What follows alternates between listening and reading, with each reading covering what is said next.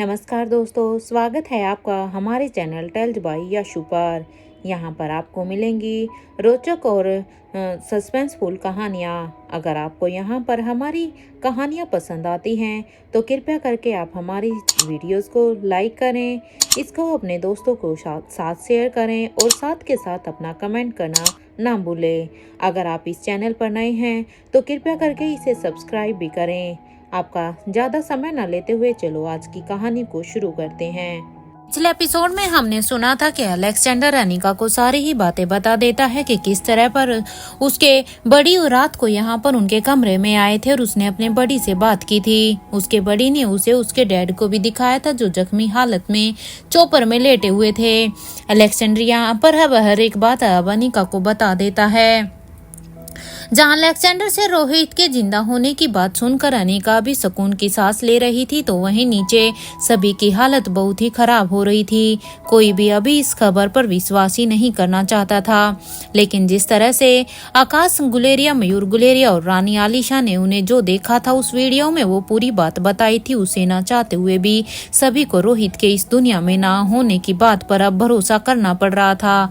हालांकि सभी का दिल इस बात को एक्सेप्ट करने के लिए तैयार नहीं था, लेकिन अभी उनके पास कोई और होप भी तो नजर नहीं आ रही थी कि हाँ ऐसा नहीं हो सकता, क्योंकि एक इंसान धोखा खा सकता है लेकिन ये तीनों के तीनों ही जब ऐसे कह रहे हैं तो अब उन्हें ना चाहते हुए भी उन पर विश्वास करना पड़ रहा था।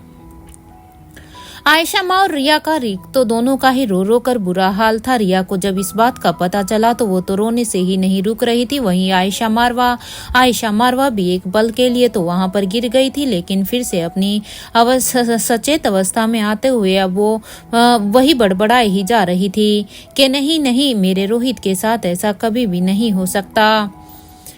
रिया को तो फिर भी उन लोगों ने बहला फुसलाकर उसे आर्यन के साथ गार्डन की तरफ भेज दिया था, लेकिन आयशा मारवा को संभाल पाना वहां पर सबके लिए मुश्किल हो रहा था। आयशा मारवा को तो आज लग रहा था कि रोहित की मौत की जिम्मेदार कोई और नहीं बल्कि वो खुद ही है। अगर आयशा रोहित की जिंदगी में वापस नहीं आती तो आज रोहित जिंदा होता। हालांकि इन बातों को कई साल हो गए हैं, लेकिन फिर भी आयशा मारवा अपने आप को ही कोसती है कि हो ना हो इन सब के पीछे जरूर वो अक्षय वर्मा ही होगा, क्योंकि उसी ने ही मेरे बेटे को मारने की धमकी दी थी और हो ना हो इस काम में जरूर उसी का ही हाथ होगा। आयशा बस बार बार एक ही बात दोहरा रही थी कि मैंने उस अक्षय वर्मा की बात नहीं मानी और रोहित के पास वापिस आ गई, इसीलिए ही शायद इतने सालों बाद अब अक्षय वर्मा ने इस बात का बदला लिया है। यहाँ नीचे सबकी ही हालत खराब हो रही थी। नीचे क्या चल रहा था अनिका इन सब से बेखबर। अनिका बस वहां पर, क्योंकि अनिका ने उस पक्षी को किंग के पास भेजा था, बस वो किंग के जवाब का ही इंतजार कर रही थी। अनिका के हाथ में अभी भी अलेक्जेंडर द्वारा दी हुई वो बुक थी जो किंग ने उसे देने के लिए कहा था। अनिका उस बुक की तरफ देखती है, लेकिन उसे बस अभी किंग के जवाब का ही इंतजार था, इसलिए उस बुक को देखते हुए अब अनिका यही सोचती है कि इस बुक को तो वो कभी भी पढ़ लेगी, लेकिन उसके लिए सबसे पहले रोहित की हालचाल पूछना जरूरी है। अनिका अब बस वहां पर इधर से उधर बस उस पंछी का ही इंतजार कर रही थी कि कब वो पंछी वहां पर आएगा और उसे रोहित के आने की खबर देगा या फिर किंग का कोई तो मैसेज देगा। इधर दूसरी तरफ किंग के पैलेस में किंग हमेशा के ही तरह अपने प्राइवेट रिसर्च लैब में काम कर रहे थे। यहाँ पर स्टैचू भी अब तक किंग के लैब में आ गई थी, क्योंकि रोहित को उसके कमरे में शिफ्ट करने के बाद अब वो वहाँ पर किंग के लैब में आ जाती है। स्टैचू ने अब वहाँ पर लैब में आने के बाद अब किंग से पूछा, क्या वो लोग प्रिंसेस लतिका को कविन आलिशा से वापस ले जाएंगे किंग? क्या हम उन्हें रोक नहीं पाएंगे क्या? स्टैचू की ये बात सुनकर अब किंग कहते हैं, तुम्हारे इस सवाल का जवाब तो अब मेरे पास भी नहीं है, लेकिन हाँ एक बात मैं तुम्हारे युवराज के बारे में अच्छी तरह से जानता हूँ। उसका हर एक काम परफेक्ट होता है, वो हर एक काम के लिए अपने कई प्लान बना कर रखता है। अगर उसका एक प्लान काम नहीं करता तो वो जल्द से जल्द दूसरे को एग्जीक्यूट कर देता है। बस मुझे उसका यही एक तरीका बहुत ही पसंद आता है। अगर यहाँ पर प्रिंसेस लतिका को किंग रोहित प्रोटेक्ट कर रहा था तो उसने जरूर इस काम को भी अच्छे तरीके से ही किया होगा। उसने जरूर इस प्रॉब्लम का सॉल्यूशन बहुत पहले ही ढूंढ लिया होगा, लेकिन इस वक्त लेकिन इस वक्त तो प्रॉब्लम यही है कि हम उस सॉल्यूशन तक पहुंचेंगे कैसे। आज शायद पहली बार मुझे ऐसा लग रहा है कि हमारे युवराज ने जाने अनजाने में मुझे कोई पहेली ही दे दी है जिसे अब मुझे सोल्व करना है, और जिसे मैं सोल्व भी नहीं कर पा रहा हूँ, क्योंकि मुझे ये समझ में नहीं आ रहा कि आखिर युवराज ने क्या प्लान बनाया होगा उसके लिए। ये कहते हुए ही अब किंग की नज़र अपने हाथों पर जाती है तो वो देखते हैं कि जो लेप वो भी बना रहे थे वो बनकर अब पूरी तरह से तैयार हो गया था, क्योंकि किंग यहाँ पर अपनी इस प्राइवेट लैब में यहाँ पर वो रोहित के लिए एक लेप ही बना रहे थे। किंग अब उस लेप को एक बाउल में रख लेते हैं, क्योंकि अब तक वो लेप पूरी तरह से बनकर तैयार था। स्टैचू ने जब देखा तो अब वो कहती है, किंग ये मुझे दीजिए, मैं युवराज को ये लेप लगा देती हूँ।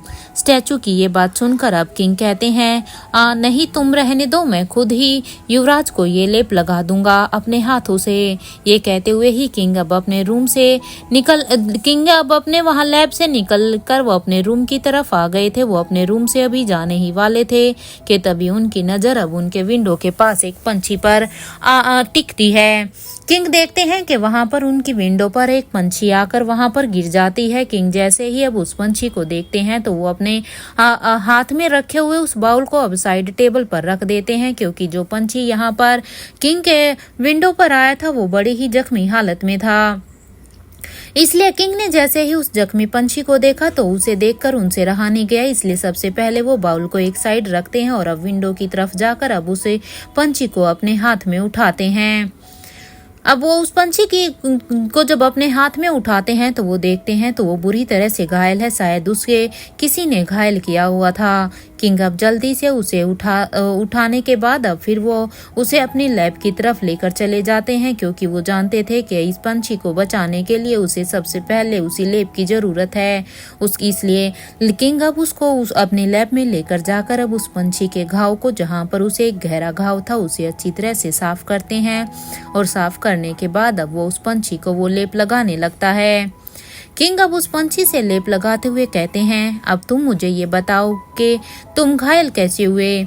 ये पूछते हुए ही अब किंग उस पंछी की आंखों में देखने लगते हैं। जैसे ही किंग और उस पंछी की आंखों में दोनों में एक आई कांटेक्ट होता है तब वो उसकी आंखें अब लेप के असर से भारी हो रही थी, क्योंकि किंग ने अभी उस पंछी के ऊपर जो लेप लगाया था उसकी वजह से अब उसकी आंखें बंद होती जा रही थी। लेकिन फिर भी उस पंछी ने बड़ी ही हिम्मत करके अनिका की रिक्वेस्ट अब तक किंग को बता दी थी। किंग को यह रिक्वेस्ट बताने के बाद अब वो पंछी एकदम से ही बेहोश हो जाता है, क्योंकि उसका जख्म बहुत ही गहरा था। उसने बस बड़ी हिम्मत करके अनिका का मैसेज ही वो किंग तक पहुंचा पाया था। अब तक वो ये नहीं बता पाए कि उसके साथ क्या हुआ।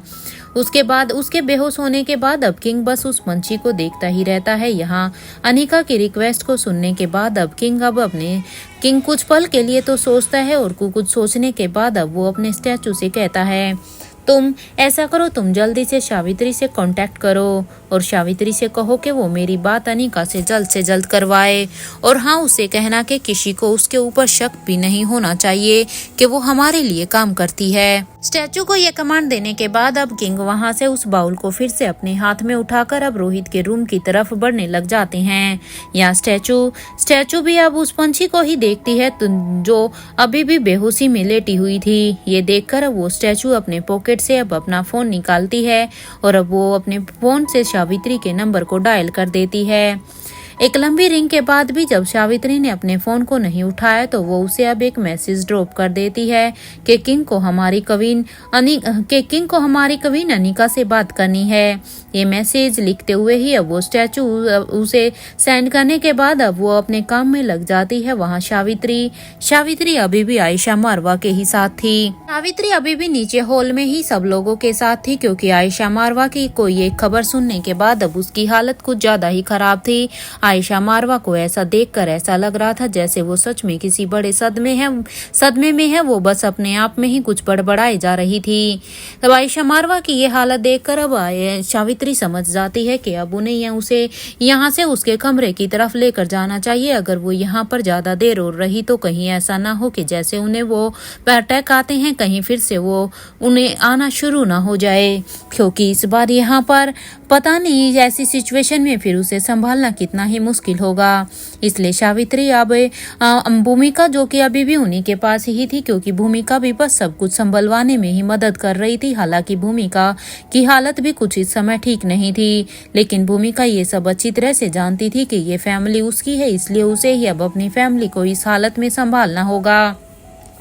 इसलिए सावित्री अब भूमिका को इशारा करके अपनी तरफ बुलाती है। भूमिका भी अब सावित्री की तरफ जाती है। तब सावित्री भूमिका से कहती है, मैडम मुझे लगता है कि हमें आयशा मैडम को उनके कमरे में भेज देना चाहिए, क्योंकि अगर वो ज़्यादा देर तक यहाँ पर रही तो मुझे लगता है कि उनकी हालत ज़्यादा ही खराब हो जाएगी। सावित्री की यह बात सुनकर अब भूमिका भी हाँ में अपना सिर हिला देती है, और इसलिए सावित्री और भूमिका अब दोनों ही आयशा मारवा को अब उसके कमरे की तरफ लेकर जाती हैं। भूमिका और सावित्री अब आयशा मारवा को उसके बेड पर लेटा देती हैं। भूमिका अब सावित्री से कहती हैं, आप आंटी आप यहीं रुकिए, मैं बस अनिका को लेकर आती हूँ, मैं एक बार उसे देख कर आती हूँ, क्योंकि जब से उसे रोहित के बारे में पता चला है तब से वो अपने कमरे से ही नहीं आई है। भूमिका का ये कंसर्न भी अनिका के लिए बिल्कुल ठीक ही था, लेकिन अब सावित्री भूमिका को रोकते हुए कहती है, अरे मैडम, अनिका मैडम को अभी मेरे ख्याल से परेशान मत कीजिए। हालांकि मैं मानती हूँ छोटा मुंह बड़ी बात, लेकिन जहाँ तक मैं अनिका मैडम को जानती हूँ, इसलिए प्लीज अभी उन्हें परेशान मत कीजिए, उन्हें अकेले में कुछ वक्त बिताने दीजिए। इस वक्त उन पर क्या बीत रही होगी इस बात का तो अंदाजा हम भी नहीं लगा सकते हैं। मैडम आप चिंता मत कीजिए, मैं आयशा मैडम का ख्याल रखूंगी, लेकिन अभी अनिका मैडम को मेरे ख्याल से तो उन्हें अभी उनके पास जाने से रहने दीजिए। जब उन्हें थोड़ा सा सही लगेगा तो शायद वो खुद ही सबके साथ आ जाएगी। वैसे अनिका मैडम अंदर से बहुत ही स्ट्रॉन्ग हैं। मुझे लगता है ज़्यादा स्ट्रेस की वजह से कहीं आयशा मैडम भी बेहोश ना हो जाए। सावित्री की ये बात सुनकर अब भूमिका कहती है, ठीक है आप अभी आयशा आंटी का ख्याल रखिए, मैं बस थोड़ी ही देर में आती हूँ इन्हें दोबारा से देखने के लिए।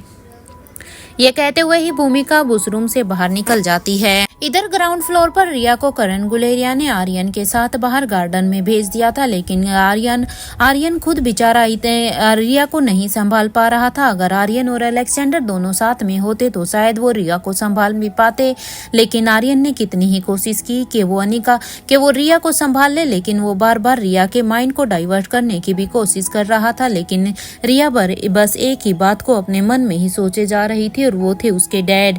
इसलिए रिया फिर से गार्डन से वापस आ जाती है। रिया का भी रोना बंद नहीं हो रहा था, और रिया ऐसे ही अब सोफे पर लेटे लेटे रोकर कब उसकी आंख लग जाती है। करण गुलेरिया आज खुद को बड़ा ही इधर बेबस समझ रहे थे, क्योंकि उन्हें समझ ही नहीं आ रहा था कि वो यहाँ पर रिया को संभाले या वो अपनी बेटी अनिका को, क्योंकि अनिका को तो तब से इस बात की का पता चला था, तब से तो वो अब कमरे से ही बाहर नहीं आई थी। हालांकि वो अब यही सोचते हैं कि अलेक्जेंडर उनके साथ है तो शायद अलेक्जेंडर अपनी माँ को अच्छी तरह से संभाल लेगा। हालांकि अलेक्जेंडर खुद एक बच्चा है, लेकिन अलेक्जेंडर कितना स्ट्रोंग है ये बात करण गुलेरिया भी जानते थे। अब वो एक तरफ रिया के चेहरे की तरफ देख रहे थे जो कि अभी तक सो चुकी थी, और दूसरी तरफ वो ऊपर कमरे की तरफ देख रहे थे जहां से अभी तक अनिका बाहर निकली थी। वहां बच्चों के रूम में अनिका अभी भी किंग के ही जवाब का ही इंतजार कर रही थी। इधर अब तक भूमिका भी अपने आप को रोक नहीं पा रही थी। हालांकि सावित्री ने उसे अभी अनिका के पास जाने से मना किया था, लेकिन वो अब अपने आप को रोक नहीं पा रही थी। वो बस एक बार अनिका को अपनी आंखों से देखना चाहती थी कि वो ठीक है या नहीं। इसलिए अब ना चाहते हुए भी भूमिका अब बच्चों के कमरे की तरफ बढ़ जाती है। जब वो 3rd फ्लोर पर जाती है तो अब वो बच्चों के कमरे के बाहर थी, क्योंकि भूमिका जानती थी कि अनिका यहाँ पर अलेक्जेंडर के साथ बच्चों के कमरे में ही है। बच्चों के कमरे के बाहर जाने के बाद लेकिन आज भूमिका के हाथ बड़े ही कांप रहे थे उस दरवाजे को खटखटाने के लिए। भूमिका ने अब बड़ी ही हिम्मत करके अपने हाथों को उठाया और अब दरवाजे को खटखटाने लगी। अब थोड़ी ही देर जब उसने दरवाजा खटखटाया तभी अंदर से आकर अलेक्जेंडर ने दरवाजे को खोला। अलेक्जेंडर को देखकर अब भूमिका एकदम से ही अलेक्जेंडर को अपने गले से लगा लेती है, क्योंकि वो भूमिका समझ रही थी कि आज अलेक्जेंडर पर भी क्या बीत रही होगी। अब वो बड़ी ही हिमा अलेक्जेंडर को अपने गले लगाकर अब वो अलेक्जेंडर को के सिर पर अपना हाथ रखती है और फिर वो अंदर कमरे की तरफ आ जाती है। भूमिका को ये अच्छी तरह से पता था कि अलेक्जेंडर मेंटली कितना स्ट्रोंग है और उसे अपनी भावनाएं दूसरों के साथ साझा करना बिल्कुल भी पसंद नहीं है, लेकिन फिर भी अलेक्जेंडर है तो एक बच्चा ही। आज जो दुख का पहाड़ इन सब पर टूटा है उसे अलेक्जेंडर के इस छोटे से मन को बहुत ही आघात हुआ होगा। यही सोचकर भूमिका ने अलेक्जेंडर को गले लगा लिया था। फिर भी अलेक्जेंडर कितना भी मैच्योर होने की कोशिश क्यों ना करें। कुछ देर बाद ऐसे ही अब फिर वो अलेक्जेंडर को लेकर अब अंदर कमरे की तरफ बढ़ जाती है। अब क्योंकि भूमिका ने यहाँ पर अलेक्जेंडर को कुछ भी नहीं कहा, क्योंकि अगर भूमिका अलेक्जेंडर को कुछ भी कहती तो वो जानती थी कि शायद अलेक्जेंडर को उसकी कोई भी बात पसंद ना आए, क्योंकि वो कभी भी अपने आप को किसी के भी सामने इमोशनली वीक नहीं दिखाता था। अब भूमिका की नजर अंदर कमरे में बैठी हुई अनिका पर जाती है। जब वो अनिका की तरफ देखती है तो अनिका अभी भी वहां पर चुपचाप बैठी हुई थी, क्योंकि अनिका अभी भी बस उसे किंग के ही मैसेज का इंतजार कर रही थी। भूमिका जब अनिका के चेहरे की तरफ देखती है तो अनिका के चेहरे पर कोई भी भाव नहीं थे। भूमिका ने अब अनिका के पास जाकर उसके कंधे पर हाथ रखा और जब जैसे ही भूमिका ने अनिका के कंधे पर हाथ रखा तब एकदम से अनिका अब भूमिका की तरफ देखती है। जब अनिका ने भूमिका की तरफ देखा तब भूमिका अनिका को देखकर एकदम से ही चौंक गई थी। उसने अब अनिका से पूछा, अनिका तुम ठीक तो हो ना? क्योंकि मुझे तुम ठीक नहीं लग रही हूँ। मैं मानती हूँ कि इस समय तुम्हारी क्या हालत होगी ये सब तो मैं इमेजिन भी नहीं कर सकती। भूमिका के ये शब्द सुनकर अभी अनिका के चेहरे पर कोई भी भाव नहीं थे। भूमिका अब अनिका से कहती है कि अनिका तुम कितने ही घंटों से यहाँ इसी कमरे में ही बंद हो। अगर तुम सभी के साथ नीचे रहोगी तो शायद तुम्हें भी अच्छा लगेगा। मैं जानती हूँ कि इस वक्त तुम पर क्या बीत रही होगी। तुम्हारी तकलीफ का तो शायद हम अनुमान भी नहीं लगा सकते, लेकिन इस तरह से खुद के अंदर ही अंदर घुटने से तुम्हारे जख्म अब नासूर बन सकते हैं। ये कहते हुए ही अब भूमिका अनिका को नीचे चलने के लिए कहती है। हालांकि अनिका अभी भी बस किंग के मैसेज का ही इंतजार कर रही थी, लेकिन अब भूमिका की ये सब बातें सुनकर अनिका भी अब अंदर अंदर सोच रही थी कि सच में भूमिका कितना ही स्ट्रोंग होने की कोशिश कर रही है। इसलिए भूमिका की बात को मानते हुए अब अनिका भी भूमिका के साथ एलिवेटर तक आ गई थी। जैसे ही वो लिफ्ट नीचे पहुंची तो लिफ्ट का दरवाजा खुला तो सभी का ध्यान अब अनिका पर ही गया।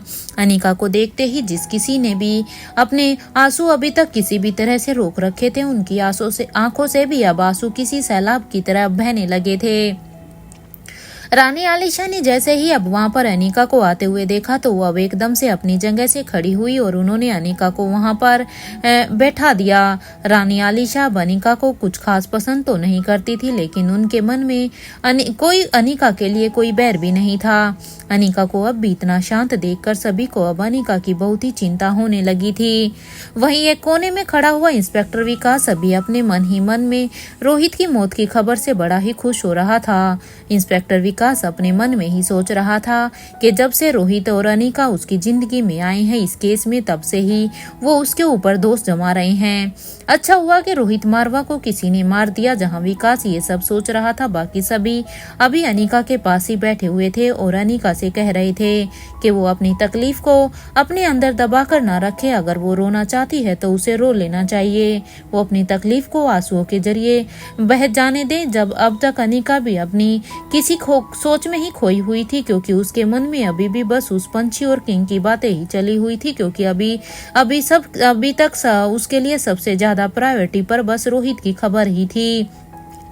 उसे उम्मीद थी कि अब तक वो पंछी किंग के पास पहुंच गया होगा और जल्द से जल्द उसके लिए या तो किंग ही कोई मैसेज भेजेंगे या फिर वो पंछी ही उसके लिए कोई ना कोई मैसेज लेकर आएगा। इसलिए अनिका भी अपनी उसी सोच में ही थी। लेकिन तब अनिका जब अपनी सोच से बाहर आई तब उसने देखा कि रिया तो यहाँ सोफे पर ही लेटकर सो गई है। लेकिन अब उसने आर्यन को वहाँ पर देखना चाहा, लेकिन उसे आर्यन वहाँ पर कहीं भी दिखाई नहीं दिया। तब अनिका अलेक्जेंडर की तरफ इशारा करती है। अलेक्जेंडर अब अपनी माँ अनिका की बात को अच्छी तरह से समझ गया था, इसलिए अब अलेक्जेंडर भी इशारों में ही अनिका को हाँ में जवाब देता है, जिसका मतलब याद ये था कि मैं आर्यन को देख कर आता हूँ, आप चिंता मत कीजिए, मैं अपने भाई को अच्छी तरह से संभाल सकता हूँ। ये कहते हुए भी अब अलेक्जेंडर भी वहां से बाहर गार्डन की तरफ बढ़ गया था, क्योंकि अलेक्जेंडर जानता था कि जरूर अगर आर्यन यहाँ पर नहीं है तो वो जरूर बाहर ही होगा। वहीं अब तक आयशा मारवा के कमरे में सावित्री अभी भी आयशा मारवा की ही देखभाल में लगी हुई थी। आयशा मारवा, जब सावित्री ने देखा कि आयशा मारवा अभी थोड़ी सी स्टेबल लग रही है, वो थोड़ी सी सही लग रही है, तब उसने अब अपने फोन की तरफ देखा, क्योंकि उसका फोन बज तो रहा था, ये तो उससे पहले ही पता चल गया था, लेकिन वो नंबर किसका था वो अब ये देखने के लिए अब उस फोन को उठाती है और देखने लगती है। सावित्री ने देखा कि उसके फोन पर कुछ मैसेज भी आए हुए थे और उसके फोन पर एक कॉल भी आया था जो प्राइवेट नंबर से था। इसलिए अब सावित्री उस फोन को लेकर अब एक तरफ चली जाती है, क्योंकि उसे पता था कि ये एक प्राइवेट नंबर से है, तो हो सकता है उसे किंग ने कोई मैसेज या कॉल किया हो। सोचते हुए अब सावित्री एक तरफ चली जाती है और अब वो अपने फोन को अनलॉक करके अब अपने फोन में देखती है, तो सच में उसे किंग के द्वारा एक कॉल भी किया गया था और वहाँ पर स्टैचू ने उसे कुछ मैसेज भी ड्रॉप किए थे जो किंग के नंबर से ही थे। इसलिए अब सावित्री उन मैसेज को अच्छी तरह से पढ़ती है, जिनमें लिखा हुआ था कि किंग यहाँ पर कवि ने अनिका से बात करना चाहते हैं, इसलिए जितना जल्दी हो सके तुम उनसे बात करा दो। ये मैसेज पढ़ने के बाद अब अनिका भी सावित्री भी पहले बच्चों के कमरे की तरफ बढ़ जाती है, क्योंकि सावित्री को पता था कि अनिका बच्चों के कमरे में थी। जब सावित्री बच्चों के कमरे की तरफ बढ़ती है तो वहां पर जब वो उनके दरवाजे को नॉक करती है तो वो देखती है कि दरवाजा तो पहले से ही खुला हुआ था और अंदर से कोई भी रिस्पॉन्स ना मिलने की वजह से अब सावित्री सीधा ही दरवाजे को खोल देती है। जब वो दरवाजे को खोलती है तो वो देखती है कि वहां पर अनिका नहीं थी, इसलिए वो फिर से उस कमरे को बंद करके अब वो नीचे आ जाती है। जब वो वहां से वापस आती है तब वो देखती है कि नीचे हॉल में अनिका सबके साथ ही बैठी हुई थी। अब वह सावित्री यही सोचने लग जाती है कि आखिर वो अनिका मैडम को कैसे बुलाए, क्योंकि अनिका मैडम तो सबके साथ है और अगर किंग ने उसे मैसेज भेजा है तो जरूर वो उन्हें कोई जरूरी काम होगा, इसलिए मैं अब टाइम वेस्ट नहीं कर सकती। अब सावित्री अभी इसी कसम में थी कि वो उसे नीचे जाकर अनिका मैडम को बुला कर लेकर आना चाहिए या उसे अभी कुछ देर के लिए इंतजार करना चाहिए। लेकिन किंग मैसेज कितना जरूरी था ये सब सोचते हुए बड़ी ही हिम्मत करके अब सावित्री एलिवेटर से फिर से नीचे हॉल की तरफ जाती है। जब वो नीचे हॉल की तरफ जाती है तो अब वो अनिका के बिल्कुल ही साइड में जाकर अब धीरे से उसके कान में कहती है, अनिका मैडम मुझे आपसे कुछ काम है, आप अभी के अभी मेरे साथ चलिए। सावित्री को इस तरह से अनिका के पास आता हुआ देखकर सब एकदम से हैरान हो गए थे कि आखिर सावित्री अनिका को क्या कह रही है। लेकिन अनिका ने भी जैसे ही अब सावित्री की यह बात सुनी, इसलिए अब अनिका ने भी सब यही सोचा कि शायद कहीं ऐसा तो नहीं है कि उसकी आयशा माँ की तबीयत कुछ ज्यादा ही खराब हो गई है। इसलिए यही सोचकर अब अनिका भी सावित्री के साथ चलने के लिए एकदम से खड़ी हो जाती है। अनिका को इस तरह उठता हुआ देखकर अब सब एकदम से चौंक जाते हैं कि आखिर अब अनिका कहाँ जा रही है सावित्री के साथ। लेकिन जब करण गुलेरिया ने अनिका को जाते हुए पूछा कि अनिका कहाँ जा रही हो, तुम ठीक तो हो ना, क्या कुछ हुआ है क्या, तभी अनिका अपने पापा करण गुलेरिया की तरफ देखती है और कहती है, कुछ नहीं पापा, मैं बस अभी आती हूँ।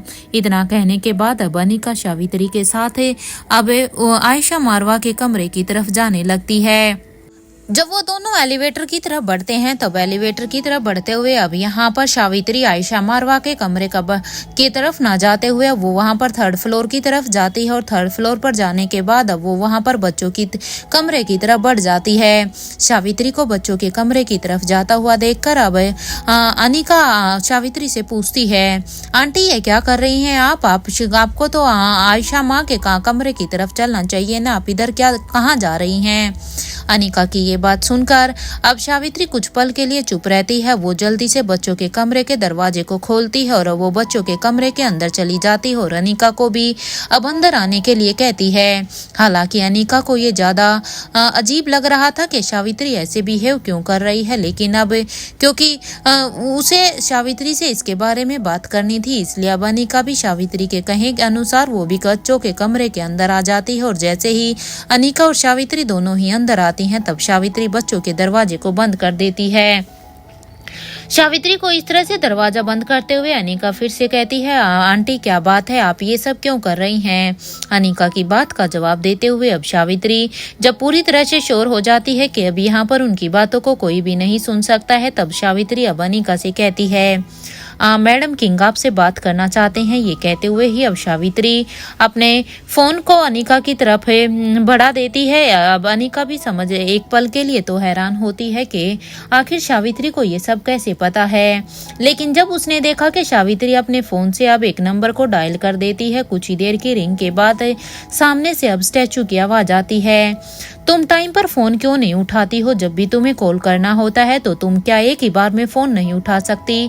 स्टैचू की ये बात सुनकर अब सावित्री कहती है, तुम तो जानती ही हो ना कि मैं ज्यादातर वक्त हमारी कवीना आयशा मैडम के साथ ही रहती हूँ और उन्हें मुझ पर शक ना हो जाए, इसलिए मैं तुरंत ही फोन को नहीं उठा पाती हूँ। सावित्री की ये बात सुनकर अब वो स्टैचू कहती है कि ठीक है, तुम फोन पर ही रहो और हाँ, अपना फोन अनिका मैडम को दे दो, मैं भी किंग को फोन देने के लिए ही जा रही हूँ। इस वक्त वो युवराज के साथ हैं। स्टैचू की ये बात सुनते हुए अब सावित्री की आंखें एकदम से ही चमकने लगती हैं। उसने उनसे कहा, इसका मतलब ये हुआ कि युवराज बिल्कुल से ही सही सलामत है, क्योंकि जब सावित्री ने स्टैचू के मुंह से ये सुना कि वो युवराज के पास हैं, तो अब सावित्री भी समझ जाती है कि हाँ, इसका मतलब उसके युवराज पूरी तरह से ठीक है, रोहित बाबा को कुछ भी नहीं हुआ है। इस बात को सुनकर उसकी आंखें चमक जाती है। इस बात पर अब वो स्टैचू कहती है, हाँ वो थोड़े से घायल जरूर हैं, लेकिन हाँ वो ठीक हैं। अनिका अब स्टैचू की ये बात सुनकर अब सावित्री बड़ी के चेहरे पर एक स्माइल आ जाती है और अब सावित्री अनिका की तरफ अपने फोन को बढ़ा देती है। अनिका बस हैरानी से अभी भी सावित्री की ही बातें सुन रही थी। अनिका को अभी समझ नहीं आ रहा था कि ये सब हो क्या रहा है, आखिर सावित्री कौन है, उसके पास किंग का नंबर कहाँ से आया। अब तक वो स्टैचू भी दूसरी तरफ रोहित के रूम के पास आ जाती है और एक बार वो दरवाजे को नॉक करने के बाद अब वो सीधा ही अंदर चली जाती है। जब स्टैचू अंदर जाती है तो वो देखती है कि किंग उसके युवराज को बड़े ही अच्छी तरह से वो लेप लगा रहे थे, जो वो खुद अपने हाथों से बना कर लाए थे। किंग के पास जाते ही वो स्टैचू ने अब किंग से कहा, किंग सावित्री फोन पर है और सावित्री फोन पर है, वो आप अब अनिका मैडम से बात कर सकते हैं। रोहित को लेप लगाते हुए ही अब किंग ने कहा कि अपने फोन को साइड में रख दो और हाँ, अपने फोन को स्पीकर पर रख दो, मैं ऐसे ही उनसे बात कर लूंगा। किंग का इंस्ट्रक्शन मिलते ही अब वो स्टैचू भी अपने फोन को स्पीकर पर रखकर उसे साइड टेबल पर रख देती है। उसके बाद अब वो किंग की मदद करने लगती है। यहाँ किंग ने अब स्पीकर पर ही सावित्री से कहा, अपने युवराज की पत्नी को फोन दो। किंग की ये बात सुनकर अब सावित्री अपने फोन को अनिका की तरफ बढ़ा देती है। अनिका अब सावित्री का फोन अपने हाथ में लेकर अब अपने कानों पर रखकर कहती है, हेलो। अनिका की आवाज सुनकर अब किंग कहते हैं, कहो क्यों रोहित को देखना चाहती हो तुमने क्यों उस पंछी के द्वारा मैसेज भेजा है कि तुम रोहित को देखना चाहती हो, युवराज को देखना चाहती हो? किंग के इस सवाल पर अब अनिका कहती है कि आप भूल रहे हैं कि वो मेरा पति है। क्या मुझे इतना भी हक नहीं है कि अब मैं ये भी जान सकूं कि मेरा पति कैसा है? वैसे तो अब तक मुझसे मेरे पति के इसी जख्मी होने की भी इस खबर को अब तक छिपाया गया है। क्या मैं जान सकती हूँ क्यों? क्योंकि एक पत्नी होने के नाते मेरा ये अधिकार है। अनिका की ये बात सुनकर अब किंग कहते हैं, वो सब ठीक है, लेकिन उसे होश में आने में कम से कम 10 दिन और ज्यादा से ज्यादा 15 दिन लग जाएंगे। तुम्हारे लिए इतना जानना ही काफी है कि वो ठीक हैं और सुरक्षित हैं। ये कहते हुए ही अब किंग कहते हैं, मैंने बता दिया तुम्हारे पति की हालत, इसके अलावा कोई वजह और यहाँ पर आने की, क्योंकि तुमने उस पंछी से कहा था ना कि तुम यहाँ पर आना चाहती हो।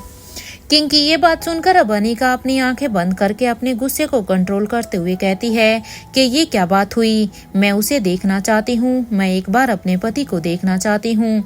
ये सुनते ही अब किंग कहते हैं कि तुम तक रोहित की फोटो भेज दी जाएगी। इसके अलावा ये सुनते ही अब अनिका कहती है कि मैं उसे एग्जामिन करना चाहती हूँ खुद से, ताकि मेरे मन को तसल्ली हो। ये सुनते ही अब किंग ने अनिका से कहा कि तुम्हारे पति की सर्जरी किसी और और ने नहीं बल्कि खुद तुम्हारी माँ ने ही की है। तो अब क्या तुम्हें अपनी माँ के काम पर भी शक है?